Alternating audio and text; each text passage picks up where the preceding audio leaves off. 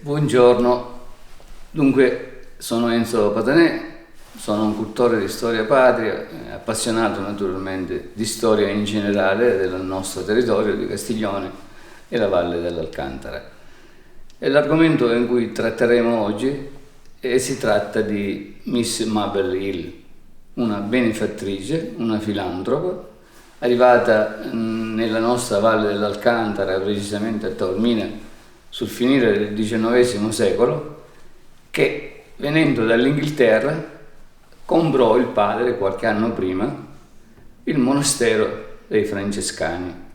e questo monastero derivava dalla soppressione degli ordini monastici, per cui gli è stato possibile acquistarlo perché con la legge del 7 luglio del 1866 monasteri e chiese venivano assolutamente inglobate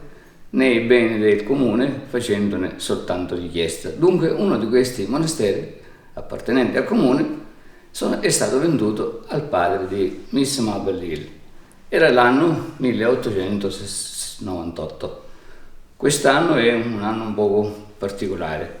perché l'arrivo di Mabel Hill ha portato nella nostra Valle dell'Alcantara un certo progresso nelle casse e nelle economie locali, sia a Taormina che successivamente a Castiglione. È appena arrivata a Taormina, Miss Mabel Hill si accorse delle potenzialità di questo territorio, ma insieme a lei c'è stato anche il padre che è stato lungimirante, tant'è vero che prima di iniziare qualsiasi altro processo iniziò proprio con lo stabilimento balneare nella zona di Mazzarò, ed è stato il primo stabilimento balneare ad essere stato creato nella nostra zona, proprio perché essendo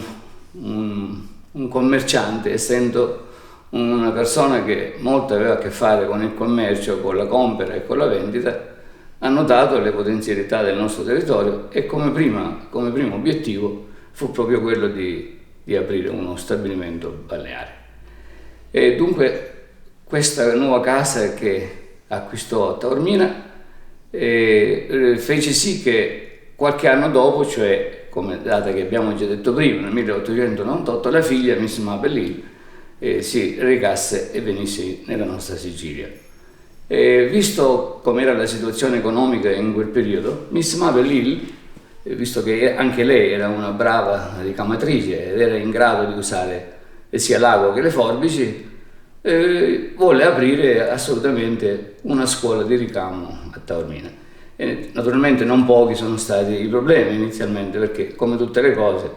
quando si è in territorio straniero è chiaro che non tutte le cose devono andare come si vogliono, no? E allora cercò di aprire questa scuola, però non bastava la sua manodopera, perché era una singola persona che certamente non poteva ottemperare a tutto ciò che aveva in mente. E allora si recò nella vicina Castiglione, un po' perché per sentito dire, un po' perché gli piacque la Valle dell'Alcantara e Castiglione in particolare, mentre l'attraversava con il suo calesse che si stava recando nella Ducea di Bronte, a trovare evidentemente qualche amico di famiglia, e vide Castiglione su questa rupe e gli piacque, salì a Castiglione e si informò se c'era qualcuno che sapesse usare l'ago e le forbici. E da qua il passo fu breve, perché gli indicarono alcune famiglie, alcune sorelle, alcune donne che erano in grado di lavorare appunto ago, lo sfilato siciliano, e poi successivamente queste cose vennero chiamate o punto inglese, detto in siciliano, le cose inglesi, proprio perché lei era di origine inglese e dunque è rimasta questa matrice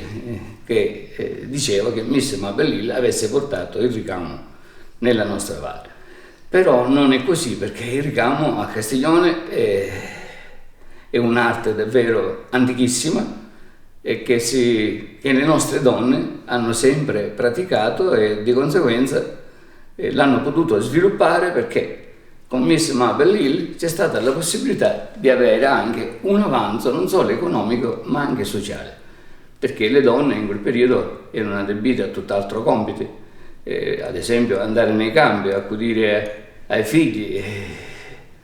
alla vendemmia e quant'altro, e dunque pensò anche alle donne.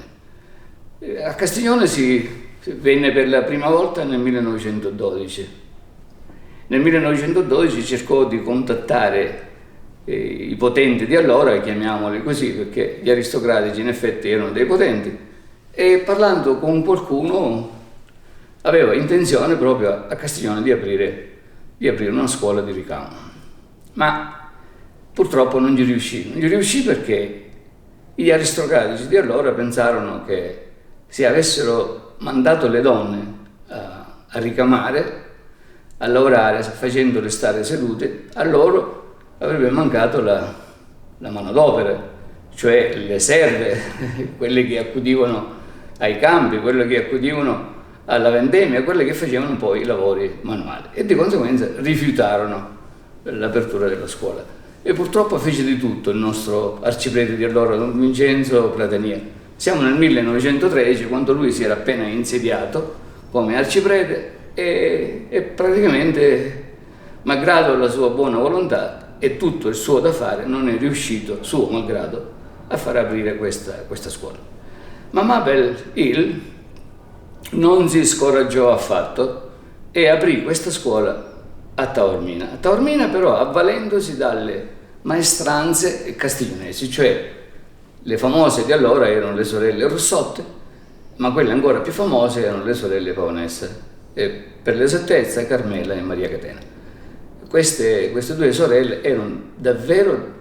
delle professioniste per quanto riguarda il puntago, per quanto riguarda il ricamo e lo sfilato siciliano. Era di questo che stavamo parlando.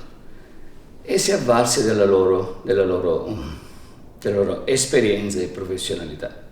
E li portò a Taormina, ad entrambe, e con loro aprì una scuola. Furono proprio loro, le sorelle Paonessa, che iniziarono ad insegnare alle ragazze, e tante quante volessero apprendere quest'arte, visto che era un'arte nobile, perché inizialmente quell'arte del ricamo, andando indietro nel tempo, dal XII, XIII, XIV secolo, era qualcosa che facevano soltanto le donne che erano indaffarate nel senso perché vivevano giornalmente nelle loro 4 stanze del castello, e dunque non sapendo cosa fare mentre i loro uomini erano a fare la guerra, loro si prodigavano a fare questi ricami. Dunque era un lavoro soltanto per nobili, perché soltanto loro si potevano permettere di utilizzare questi tipi di lavori e questi tipi di materiale, visto che per i poveri non c'era nulla da fare. Dunque, ritornando al discorso di Taormina, con le sorelle Paonessa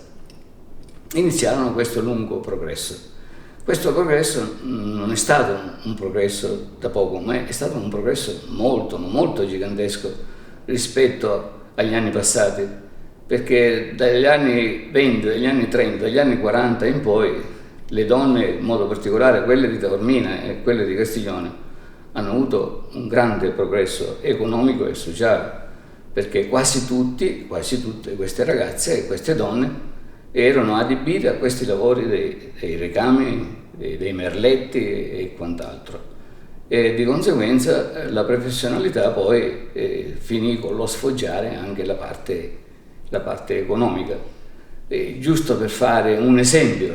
delle persone, delle donne che lavoravano questo tipo di ricamo, questo tipo di cose in gnise, ecco, come si suol dire, soltanto nella Castiglione 1800-1900, alcune dicono 2000 donne che praticavano questo lavoro. E erano affiancate anche del paese di Linguaglossa, del paese di Taormina, del paese di Gratabiano e anche di Francavilla, nella nostra vicinissima Francavilla. Anche qua c'erano parecchie donne che utilizzavano questo tipo di ricamo. Dunque, questa è la storia di Mabel Hill.